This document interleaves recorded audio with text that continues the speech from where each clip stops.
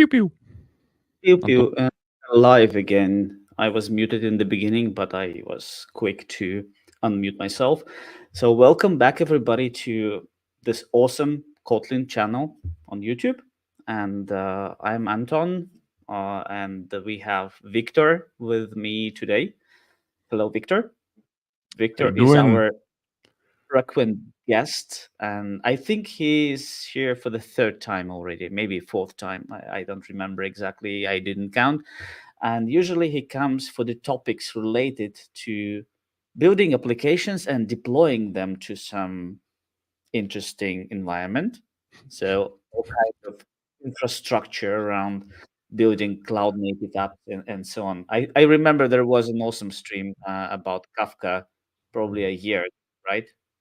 Yeah. We did a lot of things with application architectures using the different frameworks, and today I'm happy to work with some technologies, like you said, with deployment infrastructure, with the um, how like we call it day two type of operations when you kind of like wrote your application and you just wanted to, you know,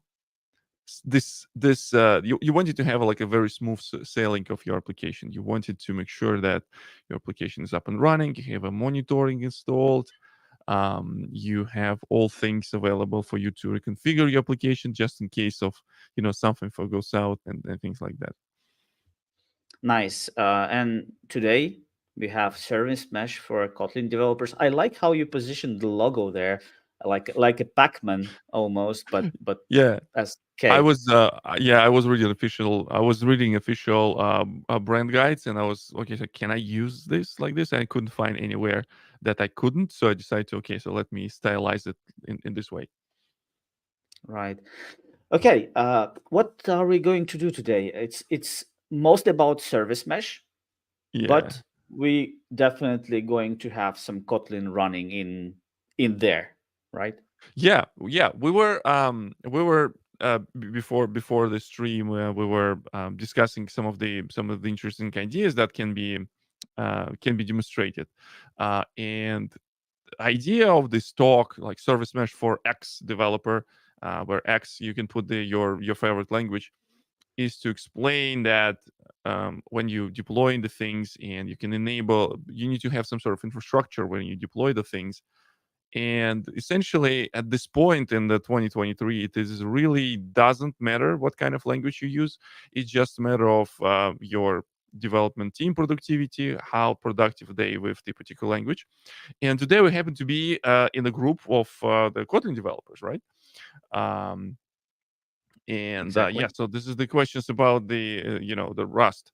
We're doing good old Kotlin, but with a little bit twist, because we were experimenting with the writing the web service using Ktor naturally, and using this microservice and compile this into the native code and running this in a very teeny tiny container. So not sure if the um, we can start this I th- new the race of the size of the containers when you deploy this with micro or nano frameworks, right? And I know that Anton is hate when I call the Ktor framework, because Ktor is more like a toolkit for building these web apps, rather than framework like full blown framework like Micronaut or Spring Boot. yeah, kind of. But anyways, it was an interesting experiment, and we are going to show you that during the demo. Just And do you quickly remember run. what was the container size? 10 megabytes. I can show you this in my Docker hub, and how my container is actually like sized and things like that. Uh, Give me a quick second. I do have some quick issues that I need to kill something, and we can continue, because this is some window that just appeared on my screen, and it will not disappear. Okay, perfect. It's good that you don't see it, but it's really annoying on my side. So, before we jump right in, the materials of this presentation, I don't know usually this thing works great when you do presentation and people can like bring up the phone, but I know how it's lame when we're doing this type of like a QR codes um, during the streams, because okay, so now what you need to do now, you need to take the phone, take the screenshot of this thing, and after that you have a link open on your phone, how you need to move this on the computer, but still there's a link that you can get there, so this link will bring you to this GitHub repository. So I did this as a workshop explaining some of the service mesh capabilities, but there's versions of this workshop for Java, a version workshop for Kotlin. There's different versions of app, and we're going to be talking about some of the specifics. And the reason why I like to talk about this is that there's kind of like a two type of people. People very nostalgic about good old days, about the too many micro frameworks, and now I need to figure out this myself. Well, in the good old days, we usually had like one container, and where we deploy everything, and we had the everything from this container. And usually we use this as nostalgia, as kind of like maybe age shaming, and saying, "Hey, you old people, you don't understand the joy of microservices." But think about this: during these times, we in the container, we actually getting a lot of things um, for free as a part of infrastructure. When we deploy our application into container like this, we'll get some of the infrastructure to manage, say, connection to database. So here's your um, service discovery. Here's your connection pool management, like retries and reliability and all these kind of things, right? So you use GNDI to discover URL to your database, and based on this GNDI, you can get the connection that is behind the connection pool. You don't need to worry about retries, because the connection pool will take care of this stuff for you. Same thing when you need to do, say, like API level and the front end level. Everything is pretty much part of the same application, right? But um, But you still had to learn this container to actually, you had to get certified on that. Oh yes. So, and there's a joke that I like to use this in the modern days. I don't know, like 20 years ago, the containers were kind of like a place where everyone is deploying the application, and there was a ton of consultants. These days, is Kubernetes is like this. You have a lot of different the installations and the forms of this infrastructure, and there's tons of consultants that tell you all the things about deployment into these microservices. But I brought this up because I hope many Kotlin developers, or some of them, um, will have some of the kind of like the background in the Java world, and they remember times of the containers. I know that, and actually it was great. Um, Revelation that I learned this year at the Kotlin Con, that a lot of people who start writing Kotlin and start writing some backend application, they actually don't have any like prior Java experience. They start doing this because they were writing front ends using Kotlin for mobile applications, for example, and they start building backends. So that's why kind of I understand from one point of view that I'm, as an old person, can can talk about this good old days, but also maybe some people like, what are you talking about, old man? Future is here. So future is here. We're going to be touching uh, um, some of the times where we moved from web application to containerized application. So we'll have a containers, we'll have a Kubernetes, microservices, obviously, and simple version of the application that can be implemented in just a one WAR file, one servlet. In this case, will be distributed and highly available, and also it will be highly Web distributed, highly available, scale, web web scale. scale. Exactly. It would be um, a highly distributed and a highly available Hello World application that we're going to be talking about. And always, it's good to talk about refactoring to microservices. Um, I do have this slide from our presentation that we did the KotlinCon. I still want to use this today.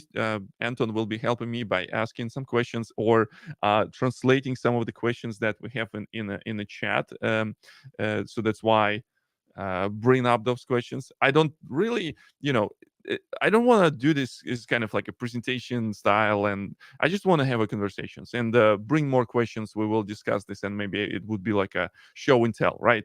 Instead of Right. me telling you something, I would rather show you something, and we can navigate through the um, So, through this together. And folks, ask from the chat. I will interrupt Victor if I can, oh if yeah. he lets me to interrupt him and ask him your questions. um Let's go. And so there's a question about the mesh. We're not going to be talking about mesh in terms of the edge devices. We're going to be talking about service mesh for applications. And our Twitter handlers conveniently placed on the bottom of the slides. You can always ask us questions in Twitter. When we're moving into microservices world, some of the things that were given uh, um, for us as developers, we're using JVM. So let's assume everyone is using JVM, and in order to call one service, one piece of framework, and you want to bring some another module, you just need to call the method of the interface. Things will give you a lot of things, flexibility, so you don't need to worry about that something will go wrong during this call because everything is within one process.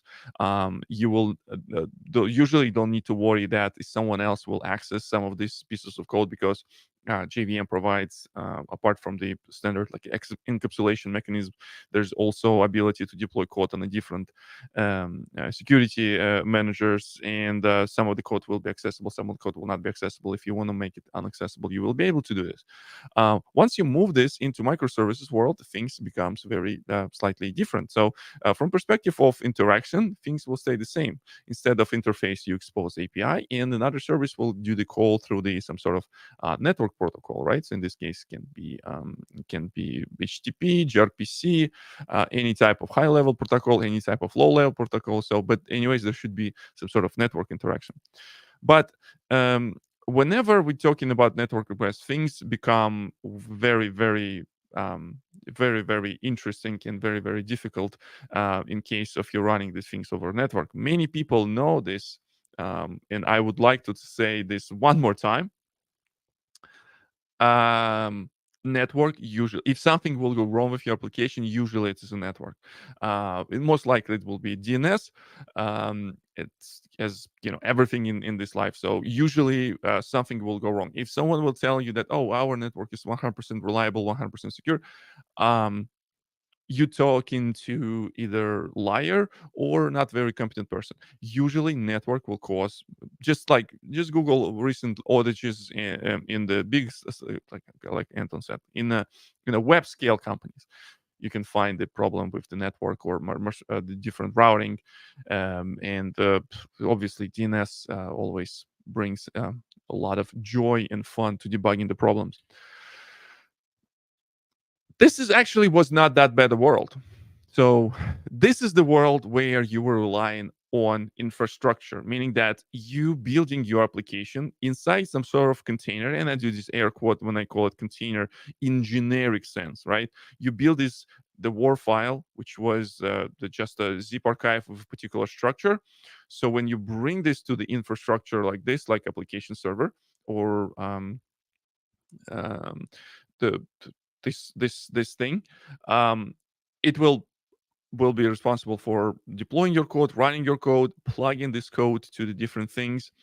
Um, and since I started talking about database, let me like continue to talking about database, because many people understand your application um, needs to have a database. Usually you don't install database as a part of your application, or not even deploy your database next to your application. Usually database will be running on a separate host.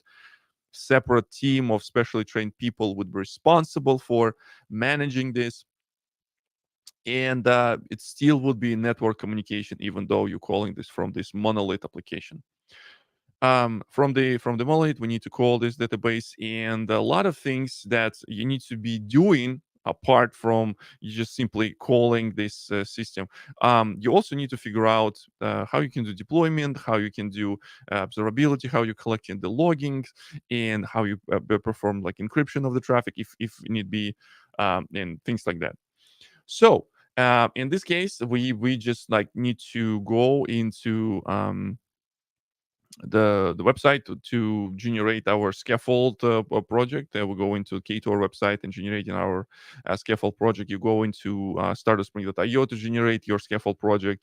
You go into what else we have in Kotlin? Micronaut. You can do in Micronaut. You can do the Kotlin, and also you can generate the stuff. So what you can do in your microservice, you start bringing some of different libraries. If you need to have some sort of like service discovery, you bring in some of the Netflix stack using like Eureka. You, if you need to have some sort of like retries, you need to bring some libraries from Java world or versions for this resilience for Kotlin. We need to collect metrics and expose them to Prometheus and use Grafana to demonstrate those, and enabling some of the additional tracing headers into your calls. If you need to call one microservice, you need to include those headers so you can trace out and see what is going on. And just without no reason, you want to throw the like API gateway in front of your service so you can have ability to do load balancing, or maybe put some of the authentication authorization on top of the overall call. So there's microservice becomes really really really fat. And one of the things that you need to rely that some of the frameworks will work great with one particular stack. In Java stack, in Java world, we do have a generally good compatibility across multiple different places, so you can mix and match. But what if one of your teams, they want to use, I don't know, like different language? The Seva wants you to use Rust, and someone wants to use Rust, and they might not have the same libraries that will perform metric in the same format that your Kotlin and your Java application will make it. Another interesting thing that we discovered, not we discovered, it just kind of was anticipated. Um, we like to build like small microservices, right? So the microservices needs to be relatively small in order to deploy them, in order to transfer them. So we wanted to use Kotlin native features, so build a native microservice. And some of these libraries will not be able, you will not be able to include them because they are rely on Java. So you will stick to the good old day of JVM, and you will be able to use something um, like Growl, for example, but you will not be able to use native Kotlin capabilities to build native applications. So, smart people back in the day, they decide to do one interesting experiment. Actually, the first type of microservice that I just showed you, this is actually how the first generation of microservice SES came to be. How many of you heard about Twitter? Hopefully, people heard about Twitter. Twitter, before it was X, back in the day, it had very a lot of space in the world of internet, and the people were reading how the Twitter was designed and things like that. Twitter was designed written in the Ruby, and after that, people started writing this in Scala. Well, and one of the first things that they were doing is they putting bunch of different jars um, to allow them to do exactly what I just showed you. So every application needs to be observable. Every application needs to be resilient.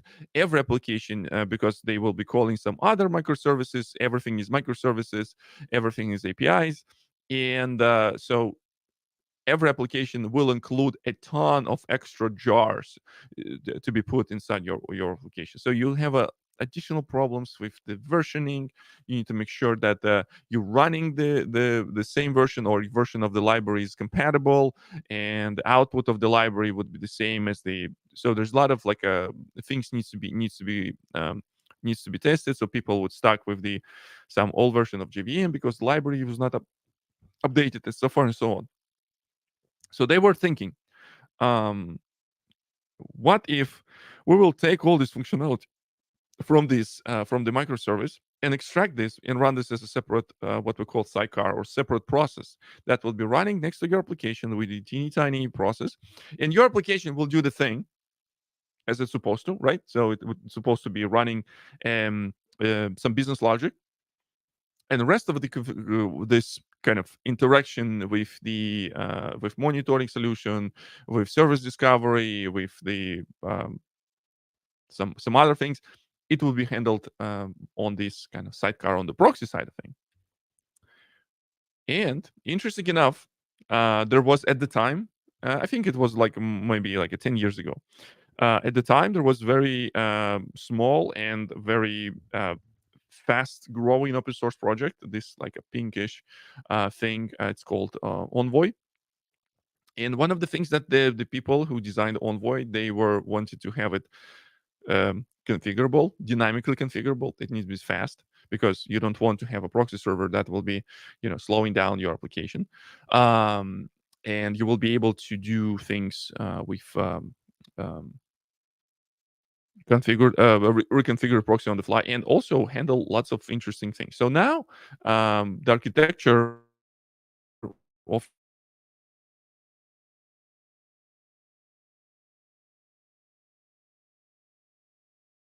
your application would look like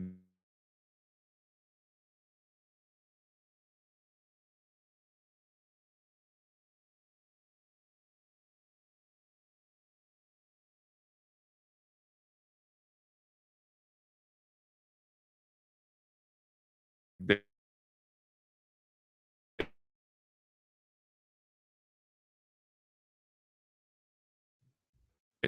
Looks like we are losing Victor. Something is going on. Let me ping him in private. So your needs to be handled or needs to be taken care of is how you can. Yep. What's happening? You were breaking up for a minute. What about now? Now it's good. Now it's good. Yeah, that's why I love the doing the live streams. Okay, problems on the Victor side. Okay, let's see. Maybe it's on the Victor side. What about now? We still good? We're good. I'm breaking up, We good. or No. It's all good. Probably was just a hiccup for a moment. yeah, it's probably something to do with like Scala people that sending some of the bad vibes. Um, so we have a proxy server that will be responsible for taking care of the communication. And now we need to find a way how we can configure this and store it, because this service, it's not only point-to-point communication. There would be multiple services, so communication would be much more difficult. So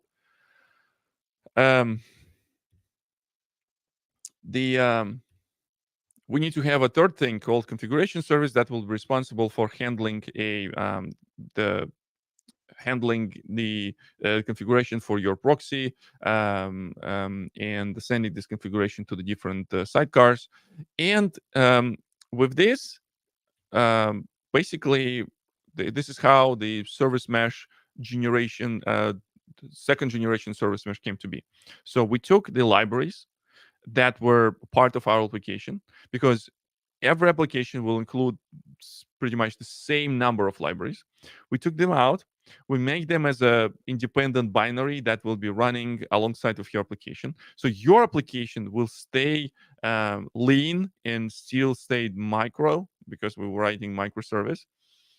And this communication between them would be handled through these proxies. We also call them data planes, because they will be handling like a data transfer. And also we have a component that will be, as an operator, you will be sending these configs in YAML format, and this control plane will be responsible to redistributing this configuration. So, and this is how the service mesh came to be. So easy enough. The number of services can be infinitely big, depending on like how comfortable you're running the hundreds and thousands of the services. The cool thing is that your control plane, this like configuration services, don't stand in the front of the configuration of the traffic. So configuration will be stored in the control plane. After that, will be distributed across the different nodes. And now there's some interesting things, interesting capabilities that we will be able to do. So with this introduction, this is the introduction into the service mesh. I wanted to really move into the meat of the presentation and talk about the how the Kotlin people can use it. All right, so that's the um, that's how I like to represent the service mesh. Service mesh essentially is a kind of traffic cop, will be responsible for managing how your application will interact inside this mesh. So we will bring this demo here in a second. Um, Idea of this just to demonstrate you couple small components, two components. One component is kind of like emulation of my work. I'm doing some stuff at work, and there would be API that everyone can be able to invoke. When I invoke this work API for work, usually I do meetings. Actually, was a kind of like a funny joke, because if I would show you source code of this application and it uses Java, it will be using sleep method. But in the Kotlin, we don't use a sleep method. So if I go to where's my meeting? No, too early for native. We're gonna talk about native in a second. We're going into Kotlin work application. We're going into configure HTTP. Oh, the wrong one. We're going into routing. So it will be calling my meeting service, and during the meetings, in the meetings, what I do on the meetings. Yeah, Java.sleep was fun, but in Kotlin we're gonna use delay. So what does it mean? You can go and read the source code. But what if I will use some of the service mesh capabilities in order to demonstrate you how this application works? So we start with this small example how service mesh can help you to deploy. So two applications. Why I use Ktor? Ktor comes with some of the batteries included. Specifically, it includes ability to um, uh, configure application on the fly. So there's the ability to get the environment variables, so I can get some of the environment variables. Also, Kotlin comes with the JIP integration. So if I want to build the containers also will be available with the Gradle plugin. So two applications, just when they're created, one application will be exposed for calling, another application will do some work. And I build those containers. I push those containers into Kubernetes or into Docker Hub, sorry. And after that, I have some of the Kubernetes deployments. In this particular case, this is deployment for my meeting application. There's nothing special. So in this case, it has like a Ktor version. And in this particular case, this application will have a like internal service. How many of you actually know Kubernetes in this chat? So write down in the chat how is your Kubernetes stuff. And the reason why I want to use Kubernetes is just because it's easy for me to spin up the cluster that will be publicly available. Essentially, the Kuma service mesh implementation that we'll be talking about is what we called universal mesh, meaning that comparing to someone feels like on the physics class. Yes, some of the things that you folks might not gonna understand this right now, but your kids gonna love it. That's how the what Martin McFly would say. Um, so let me just step back. Looks like some people might be not very familiar with Kubernetes. What you typically do if you need to deploy your application, you have a server, right? You go to this server, you install operating system, usually Linux on operating system. You install some Java JVM, because we're going to be running some JVM stuff there. And after that, you run your either jar or war. Um, in case of Ktor, we're running this as a runnable jar. We pack all these things into container. So operating system, JVM, and our application code packs on the container. And now we ship it to somewhere that infrastructure will be responsible for us to deploy. Where the service mesh comes into play, service mesh provides another layer of infrastructure between this Kubernetes thing and your application. So we will adding some of the level or layer of control that we will be exposing this right now. So similar ways how we would deploy this in a war format in application server. So if you go to this URL right now, like today, if you go to conk me.sh/work, you should be able to get access to the this application. Hopefully, DNS is working. Yes, DNS is working. So what was happened is I'm getting some response. So I call this work service, and this work service said Viktor went for 4 meetings. What does it mean? Meaning that I call my meeting servers 4 times, and I get a response from my server. This is what this picture is basically shows.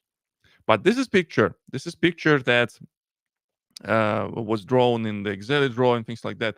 What about we're gonna use service mesh to do real-time discovery what our application does? So for example, if I go to my Grafana and go to Kuma Mesh and I just do last 5 minutes and I just did refresh, and here is a real-time view to my, let me stop auto refresh. This is the real-time view of my applications. First request will go to gateway, and gateway routes this request into my Ktor work application. And the work application will hit my the meetings application. And this view is a real time. So every time when I say, let me do use in the background, there's insomnia is constantly hitting this URL, so I will constantly have the traffic generated to hit this um, um, system, so I can have a real-time collection of the data. Also, what I can do here, just if I go to my Jaeger and I'll just do from gateway, I can see if I can have any traces, and I just do run query. Within last 5 minutes, we can have some fresh queries. And we have some trace. From my gateway, let me do this one. From my gateway, I'm calling my work application. And for my work application, what I can see that I'm actually 4 times, where is it? UI.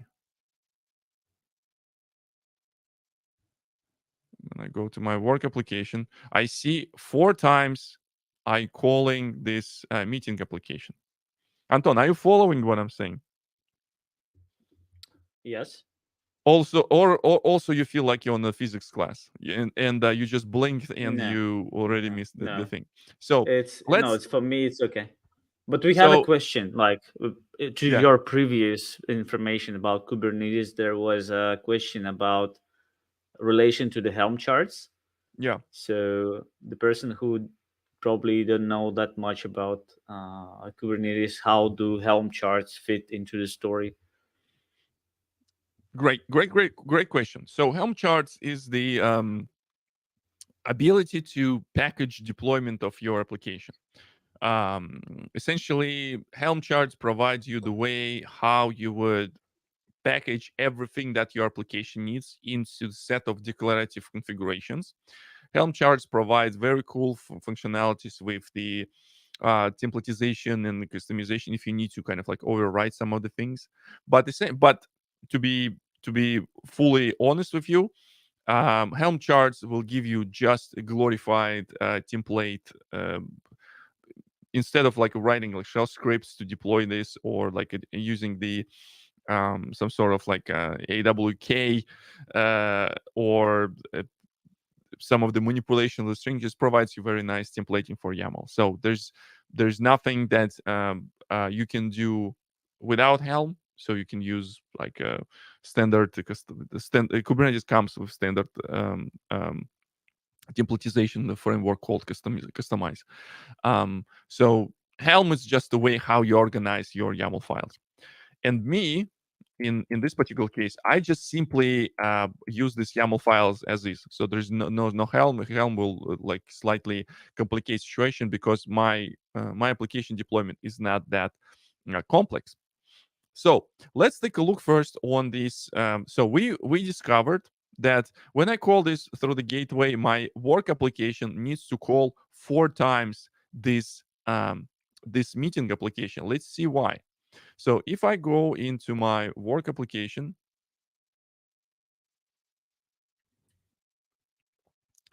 and in this particular case, what I will see here, when I invoke this work endpoint, I will use a Ktor HTTP client in order to call this external service for Meet. Um, I want to get ability to discover. So first of all, it's my first dependency. My work service will be depend on URL that someone needs to configure. So in this particular case, we configure this and we're injecting this with configuration. So our meeting server URL we will receive it from an environment variable. And after that, I'm just doing 4 calls. I'm calling this 4 times, and I want to make sure that when I call this service, I also pass in headers. So I will have a nice graph on my, some of the tracing headers also will be passed. I'll talk about this in a second. And after that, I'm just saying that if the response is successful, I'm just, consider this a success. I'm having count. And every time when there will be successful response, meaning that the code would be 200, I will put this inside my counter, and at the end I would say I call it 4 times. So I call this 4 times, and my response would look something like this. You can test this in the browser. You can go to the same browser URL that I shared, and you will be able to get this response. So the cool thing is that there's a bunch of cool things to talk about this. First of all, the Ktor. If you first time using Ktor, this is how your where is it? This is how your application would look like.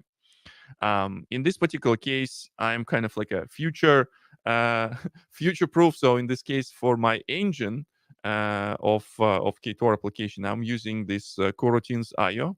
Ktor supports multiple different engines in order to run this. It supports Tomcat, right, and Netty.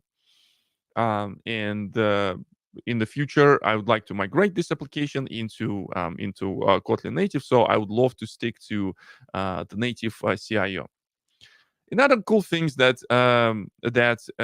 Ktor gives me is the ability to do extend the functionality of this application through certain plugins. So in this particular case, I would like to include some of the headers, so I would know that the response of this application coming from the Ktor.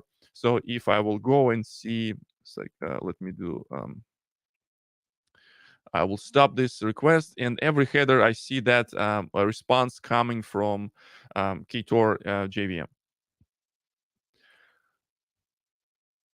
And with this routing, I can include multiple different things, but in this case, I just use one route. Oh, I'm sorry, I'm just showing different one. No, it is. I'm showing the work. Where's my work? And I'm including these headers, and for my routing, I'm configuring. Why I'm switching to?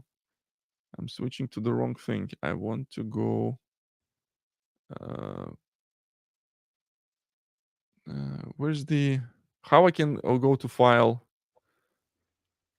in this? Command N, In?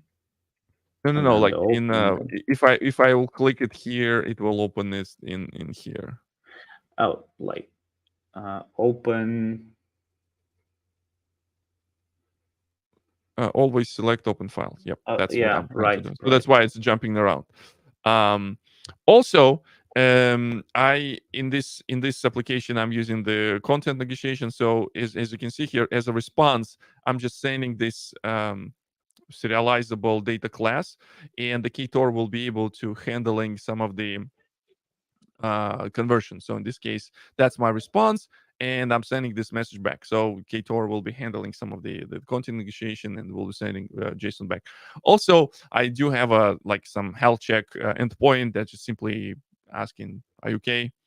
Yes, I'm okay. So that's a health check. Now, so let's see how this would be helpful for us. And again, we will be using service mesh in order to observe this piece of functionality. So service mesh is a cool piece that consists of the two things. Let's take a look on these things that I showed you on the slides.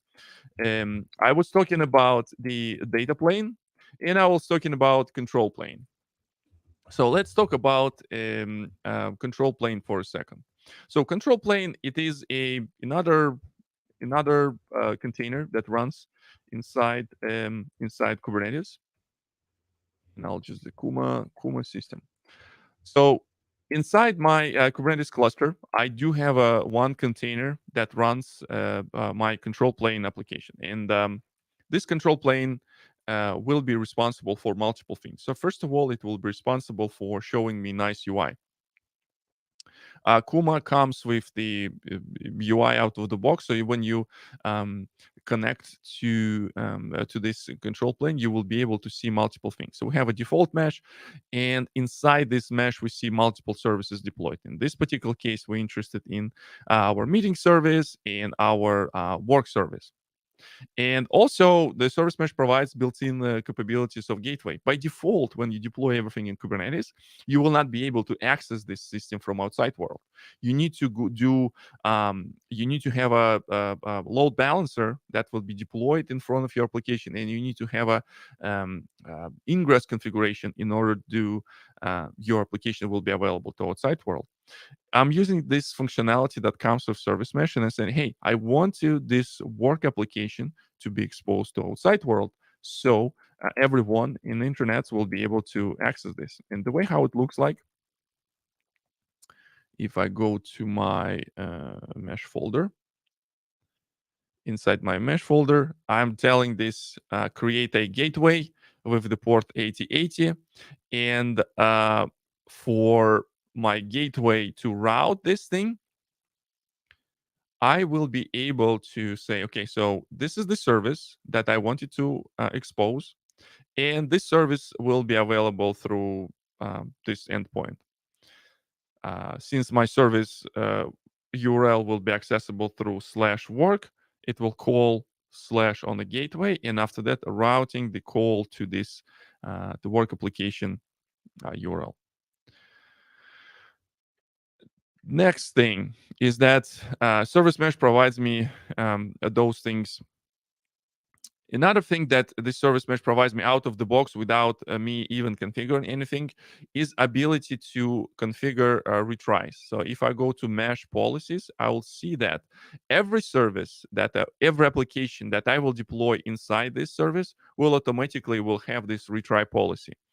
Because when you deploy this in Kubernetes, you actually don't know where your applications are running. In this particular case, I kind of ask Kubernetes cluster to be deployed in one region with the within one region, within one zone, so there would be no problems communicating between the nodes.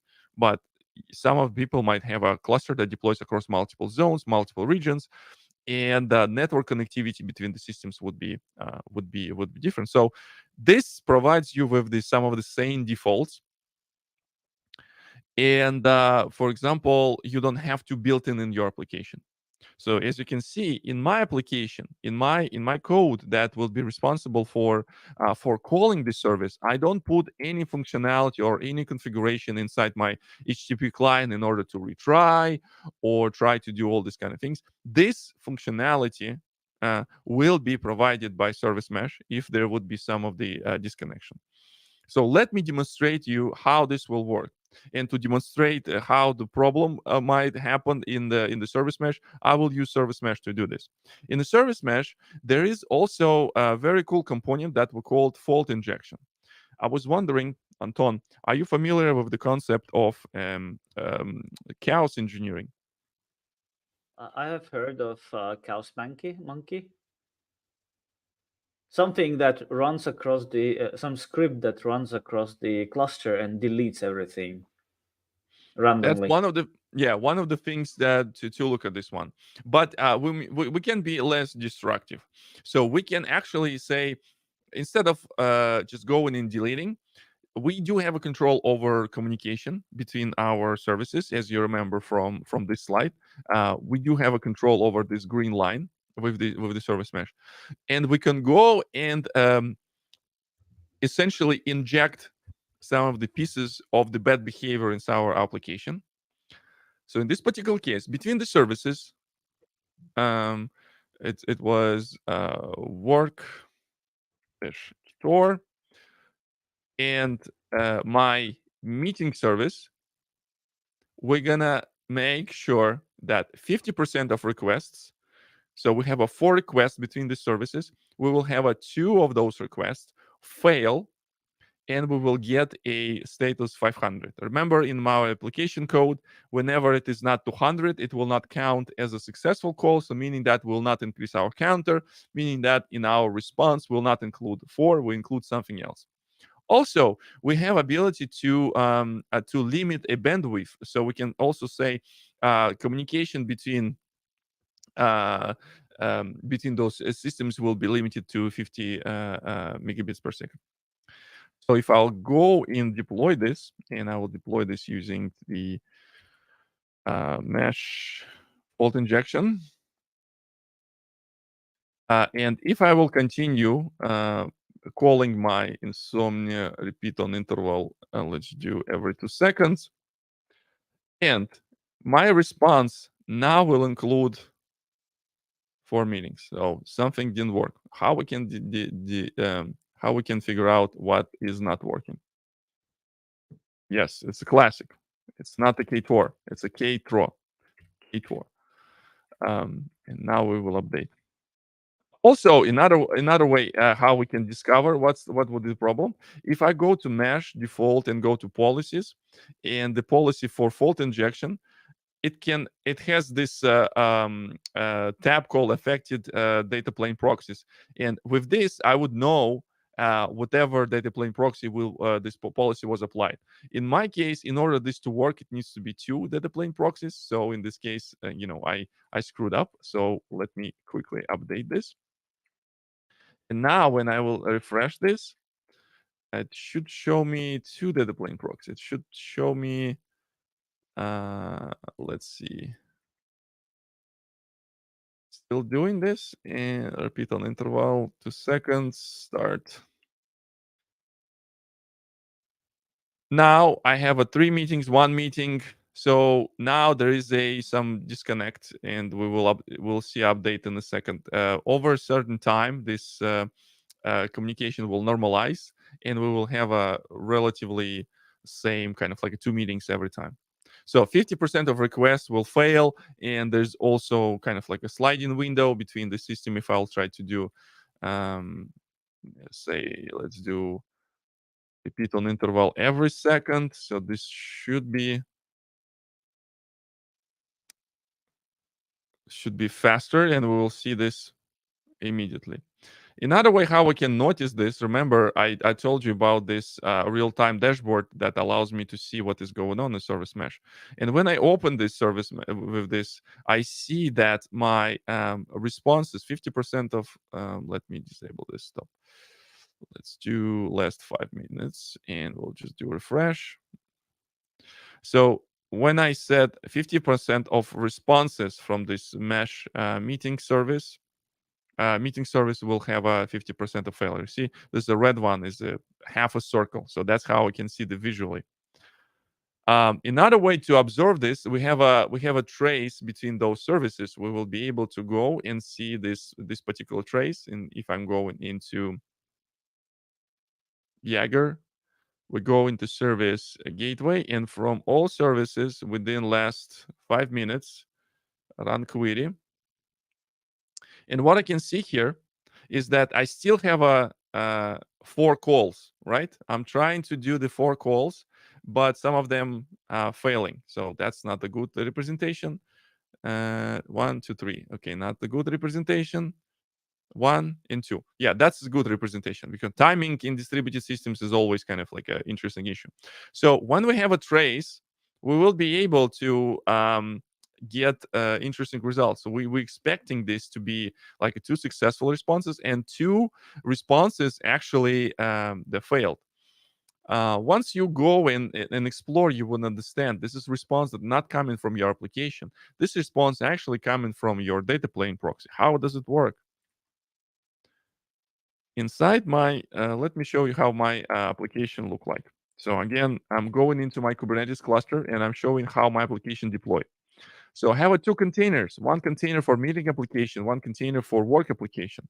In the world of Kubernetes, we call it pod because it might include multiple containers, not only my work application. Um, Inside my this application, we will have this sidecar container that will be running with my application. Cool thing about Kubernetes is that when you're running two containers in one pod, they actually share in localhost. So communication between, if you call it localhost, from one container, you will be able to access the localhost in another container.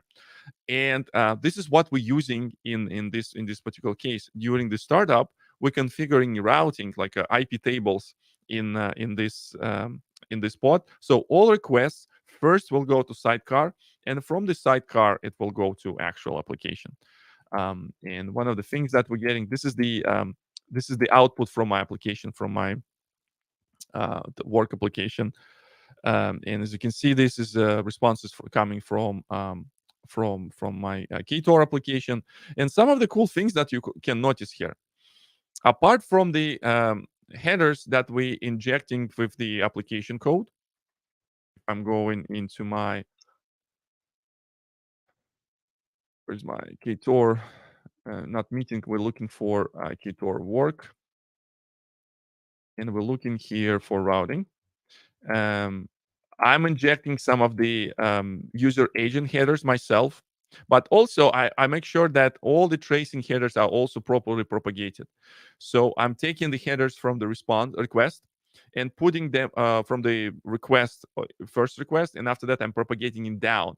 So I'm submitting this request together with the HTTP call. So that's why I see all this tracing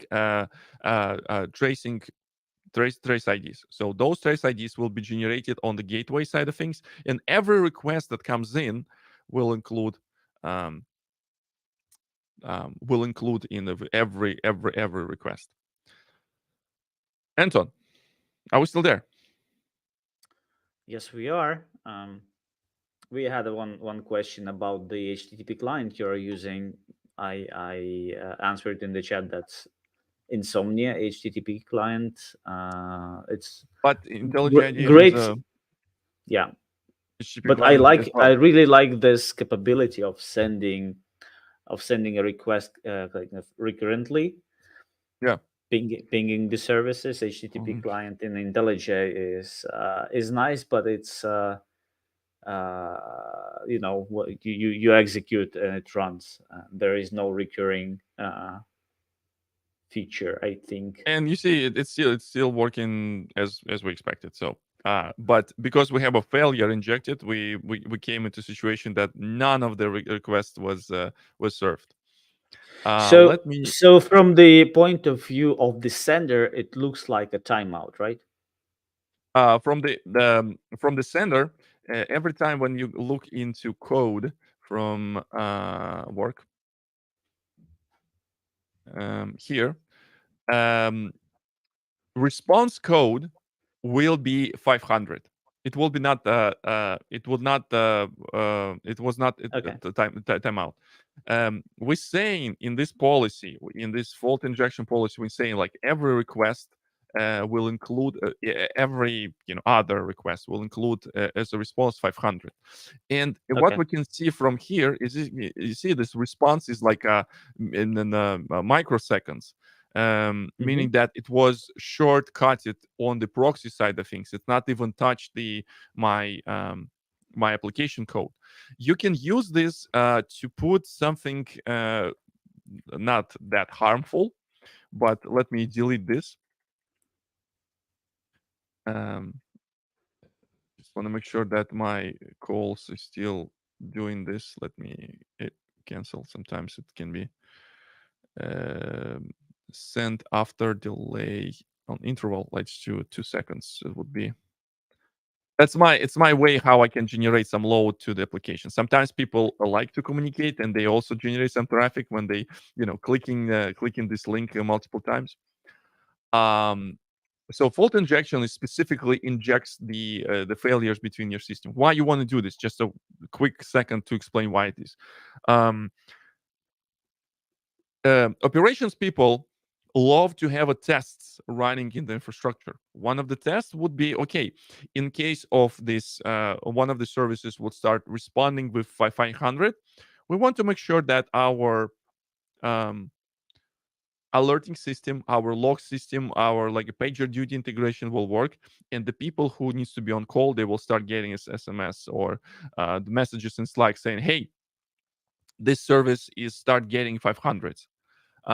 And using the failure injections is a nice way to kind of like test this type of scenarios. Okay, so we're doing this today. We're running this scenario where like we want to make sure that our the infrastructure will be ready. And since we have a control this like our traffic and communication between the system is under control of the service mesh, we will be able to use service mesh to not only inject these failures but also observe these failures using these tracing capabilities. And those tracing capabilities, if you go to into this to the policies, if you go to see, there's a special policy called traffic. There should be mesh mesh trace. So this policy will make sure that every communication in this service mesh between the services will be captured and collected and will sent into the Jaeger that also running in same the cluster. It also can run send this to whatever the location of Jaeger you have, um, and you will be able to do this. So So and with this policy, you can play and tune how the cluster works and basically configure the retries as well, because you don't have it in the application code, right? exactly. So I already showed quickly retry because right now everything, every service, you see, this is the matcher, what we call it.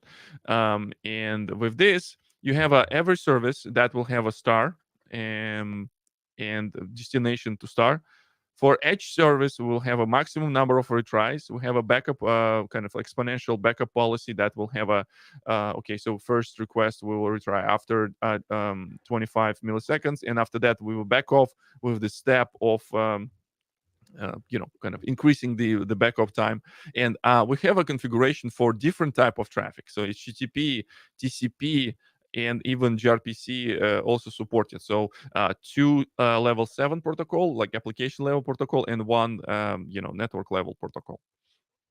And before we like part, I want to do one cool thing that showed you how you can do how you can do the cool things with this gateway. So I also have a previous version of my application that is meeting deployment. So this meeting deployment application. So I don't want to do this in the Ktor world. I deployed this as a good old Spring Boot application, and also I will just let me do deployment while I'll just do um, the Kubernetes. We're gonna do meeting deployment meeting. meeting deployment. And so now the meeting is our front end kind of application. So we or back end application. So sorry, I just did the wrong one. Not the meeting. I wanted to Kubernetes.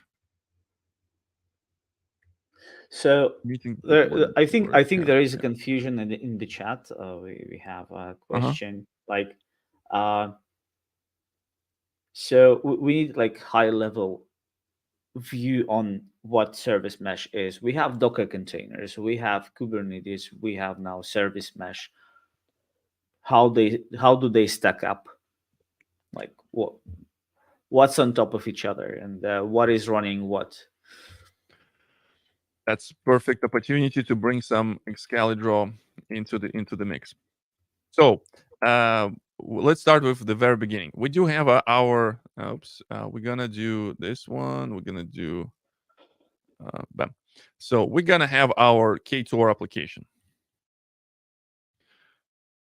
You develop this in Kotlin. You develop this application in Kotlin, and you're using the Gradle W jib to build a container. So, and in this case, I'll just put the So the app is packaged in the container, and that is our deployment unit. oh, that's our container. So in this case, you can see this is our the whale. So it represents our container. So in order to deploy this, you need to provide bunch of configuration files. In this particular case, we're gonna do say you need to have a deployment manifest.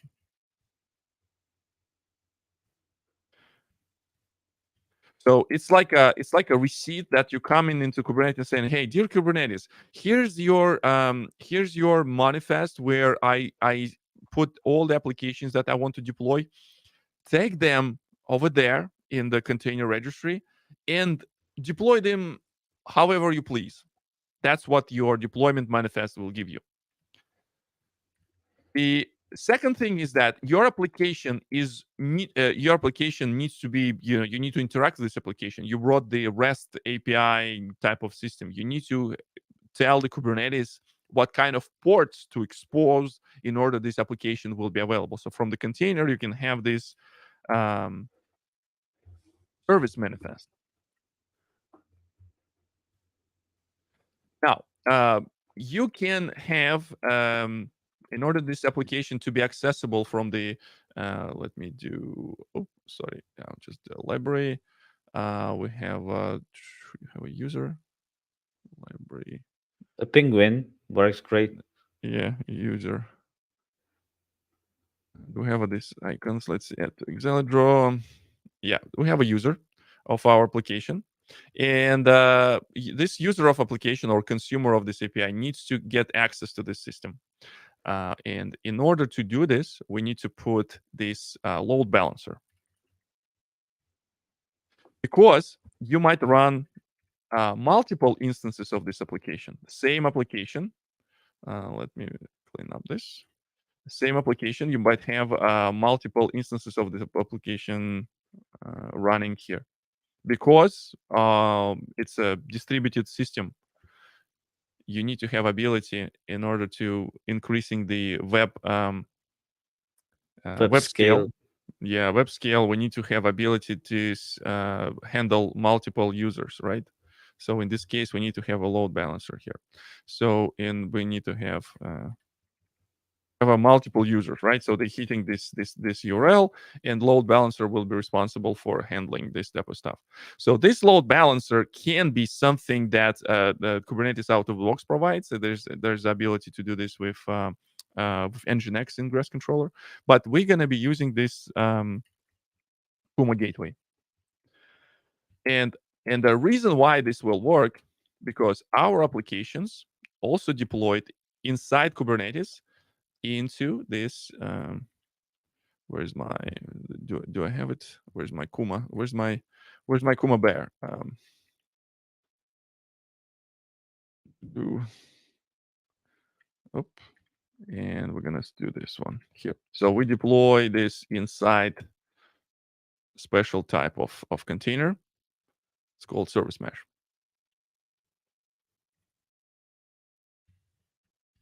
So service mesh also deployed inside Kubernetes cluster, but also service mesh injects small components in each our application.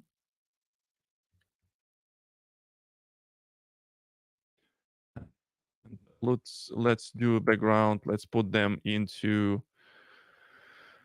Can I do different color? Yes, you can. I can do this with the. How I can do different color? Let's put this the blue one. No, this one. So we're gonna do. This is gonna be our. And those That's our. components are responsible for the infrastructural behavior Yeah, and controlling yeah. the network, right?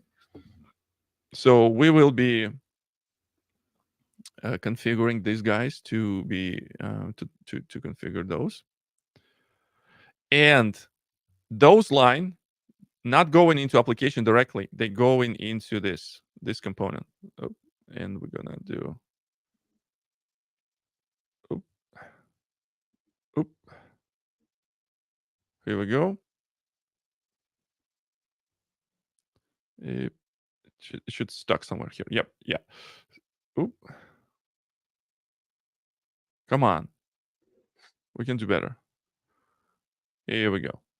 So not only this is going to be blue one is the control traffic. We can say that it's just a configuration, and this one it's going to be struct. This is the traffic, say HTTP. So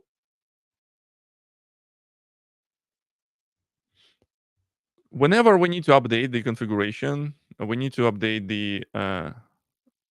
Can we do this? Yep. Okay. Whenever we need to update configuration, we need to change, say, the some of the routing capabilities. We need to go and make sure that our Kuma will be accessible, and we submit this configuration. Another thing that I didn't show you is that how the Kuma knows which applications are responsible for, how the Kuma will discover them, right? So how we can do this in the namespace Kubernetes way to distinguish different applications. We can put this good old annotation or label that says Kuma sidecar injection. So the control plane, this like a cute little bear, will be sitting inside the Kubernetes cluster, will be listening all events that will be happening inside this namespace, and whenever we will deploy in our application, we will be injecting this sidecar to every application. You can do this manually. You can disable this, and for every deployment you can specify a container. The way how it looks like in the deployment, say meeting deployment, I do have this container spec, and says my container right now will include only my meeting application, but also you will be able to include here, say, like name, um, sidecar, and put the sidecar container inside your configuration if you don't want to have this magic to happen with your application on the runtime. Doesn't make any sense. So, like, is the service mesh replacing some elements of the Kubernetes cluster in order to add more control and insights, like traceability and whatever controls over the network? Fantastic question. This is fantastic question, and the see Mali, thanks so much for this. In many cases, when you will be using the service meshes today, they will force you to use Kubernetes as your deployment target. Ideas of the service mesh needs to be separated from Kubernetes. They not Kubernetes. Think about Kubernetes is just like implementation details. A lot of people in the past, even with the story of the Twitter, they were running service mesh in the physical hardware. Don't need to have a Kubernetes. Kubernetes only provides some of the automation capabilities, right?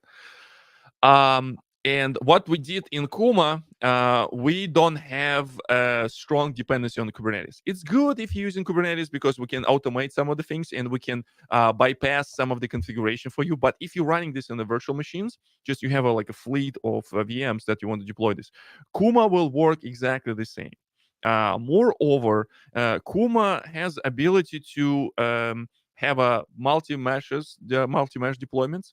You can deploy one sub mesh into your VMs. You can deploy some mesh in your the bare metal machines, and you can deploy them into Kubernetes world.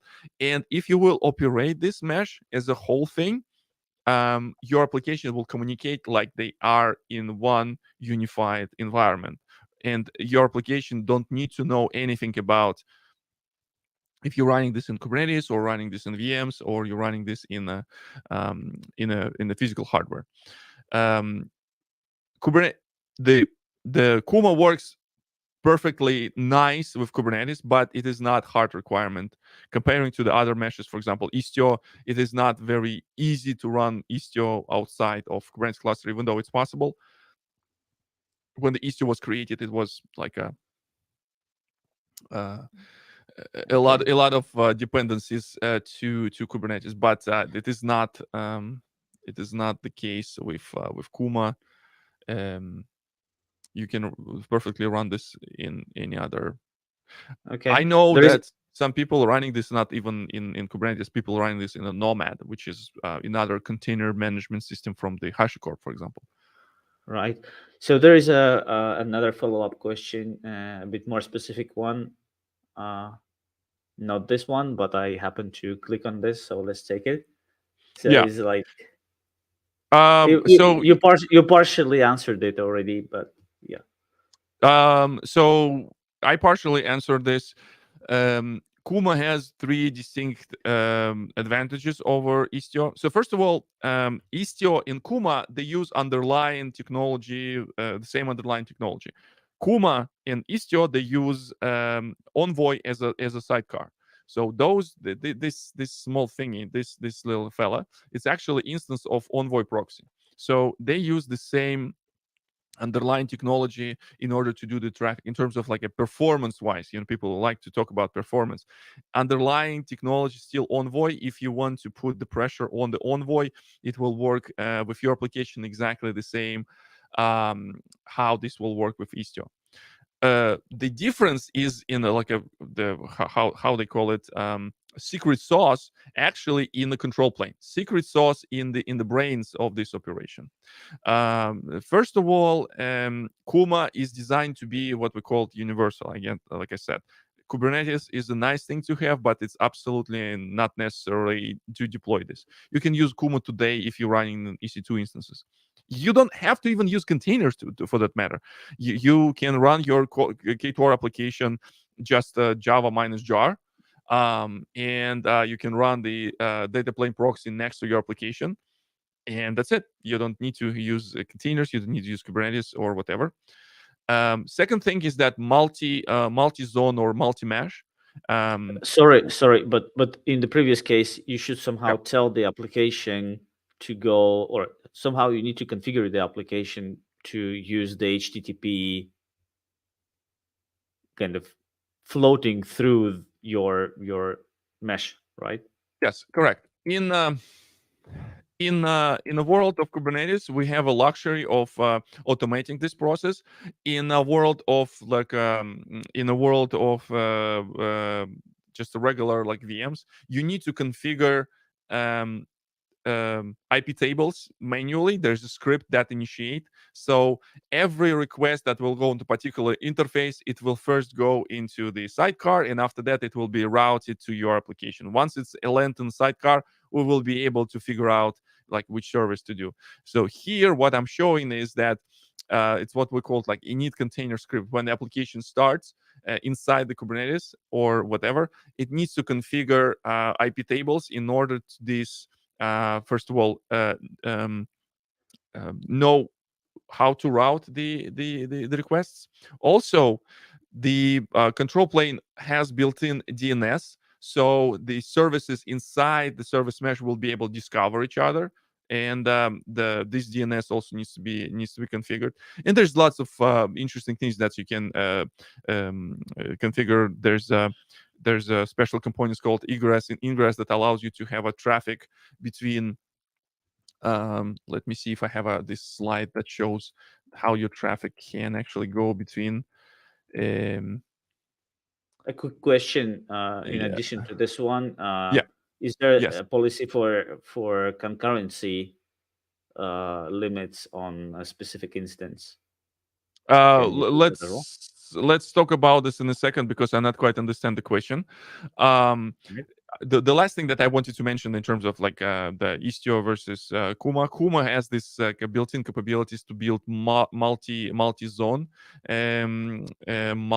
meshes. You can have one mesh deployed in the, say, the US East and the US West, and you can control how the traffic flow through the system through these components called zone ingress and zone egress. So every application that needs to access application in a different region, they will go through this like egress component, so you don't have to establish a connection between like a one to many or like many to many rather. It's just like a one-to-one connection between the zones. um let's do this let's do this question. Is there any support for concurrency IO handling between instances? I don't quite understand this question because all this concurrency and all this like IO is handled by on the proxy side of thing. So whatever Envoy provides and whatever Envoy characteristics on Envoy can be tuned, you will be able to tune it in Kuma. This configuration of Envoy is exposed through there's a component called a proxy template that can go and explicitly allow you to configure some of the configuration on voice side of things. Where's the proxy template? Is there an example? Nyam, nyam, nyam, nyam, nyam. Usage. Is there an example of the proxy template? And you will be able to configure underlying technology, what kind of like all the configuration that you will be able to add on in the void side of things. Specifically, you can put some of the rate limitings inside each data plane proxy that will be deployed. You can have like a very like a fine tune of actual underlying proxy using this thing. Before we part, I still want to do this one last thing. So before we part, inside my the work application, we played around with Anton.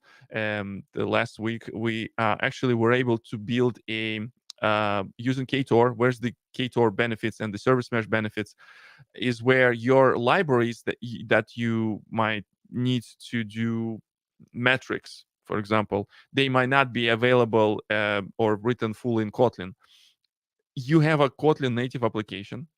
You deploy this in the service mesh. You have ability to observe the behavior of the application without, putting this library. And we do have this the native application that very super teeny tiny. So what we're gonna do in here, we're gonna do work application. We just do this native. And also, I wanted to have work deployment Ktor, meeting deployment. I want to deploy just a regular work application. So why I want to do this? To demonstrate you capabilities, how we can run multiple experiments with this service mesh capabilities. I just do just do work deployment. So I'm deploying the version of the application of the work application that will be written in Spring Boot, just to demonstrate the difference. And after that, I will be able to configure my application. Where's my HTTP route? And for this HTTP route, I go ahead and saying that 50% of requests that goes into my gateway will first go into my Spring Boot application, and 50% of requests will go to my Ktor application. And that allows us to do to do mesh. and we'll do a mesh here out. Okay. Now, if I configured everything correctly, should get our response in a second. No health stream because the application is coming up. Application is coming up. No, not yet. Not yet. Let's see if we be able to observe new version of the application. Go to services. We do have work. Okay, yeah, because I'm dumb. Need to deploy this in a different namespace.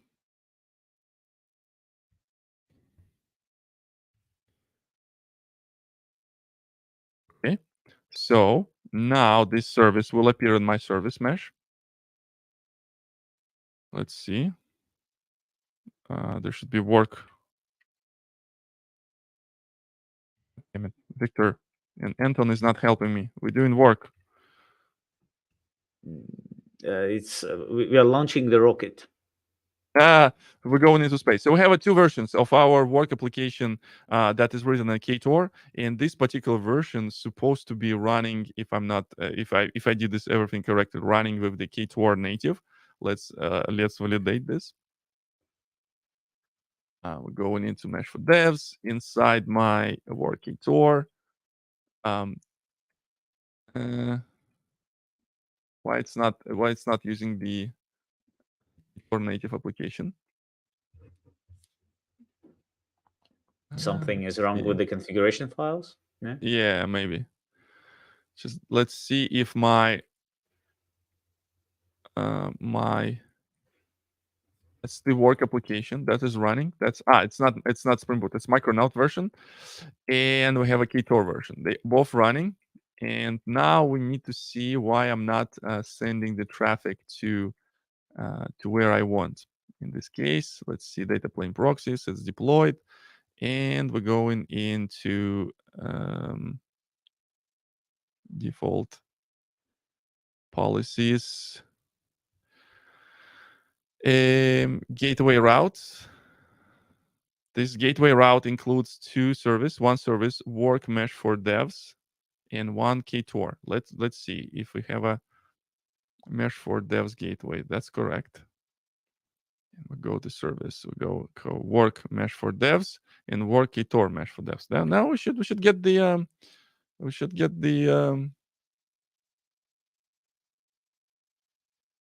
come on. Yeah. Okay. Now, how I can prove you that this actually works? I can go back to my this real-time dashboard, and that can show you now 50% of the traffic goes to Ktor version of application, and the 50% goes into Micronaut version of the application, and they both going into the meeting version of the application. So with Service Mesh, you will be able to have this type of like experiments with your application. Say you are not ready to send all the traffic to your new version. So in this case, you can do like a 50-50. You can do different A/B testing style. You might want to include. Let's do this one. Generate send on interval every 2 seconds, so it will continue to send the response. And let me do this. So from the headers, we can see there's a Ktor JVM, and some of the responses will not include the Ktor because it actually comes from our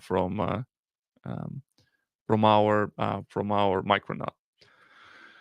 So if you want to learn more, I do this stuff like almost every 2-3 weeks at the Kong YouTube channel. If you're interested in this type of kind of like type of jazz and infrastructural demos and the things that you can run with multiple different backends, and again, if you want to join the rocket ship and this go into space, we started with the small Newton laws, and after that we went to special relativity, and now we're launching this the rockets into the space. It was a lot of things to take in. For that matter, my dear people, if you find this repository, you can find every step of the way in order to reproduce it. There's some of the things that are related to Java version of application, but it's really easy to swap into Ktor version application. All the sources are available here in this repository. You can play around and see like whatever works, whatever doesn't work for you, open issues if you are experiencing some of the problem. I really appreciate the time that Anton and the JetBrains team gives me. Like we we went a little bit more that right. So we usually go in for hour. Uh, We are half an hour over time, yes. okay, But thanks, folks, for staying with us. And we're gonna have all the resources in the description, so you get to check the video in some time. Let's say tomorrow, maybe we add the links to YouTube description for this video, and you're gonna have like one click away from all the goodies. yeah, yep. And yeah, check this out. The Ktor is a pretty fun small toolkit for writing apps. A lot of cool things is there out of the box. And I think the biggest at least for me, a system seller is that you can build like a native applications with Kotlin and Ktor. There's some quirks, small quirks, but everything looks like quite promising with those pieces of technology. If you running kind of like a serverless cloud native application. All right, so folks, stay tuned with the announcements on this channel. We're gonna have a few more webinars coming before the end of the year. I hope we can fit it into our schedule. So, if subscribe to the channel if you haven't yet, and let's wrap it up. And bye bye, everybody. Take care.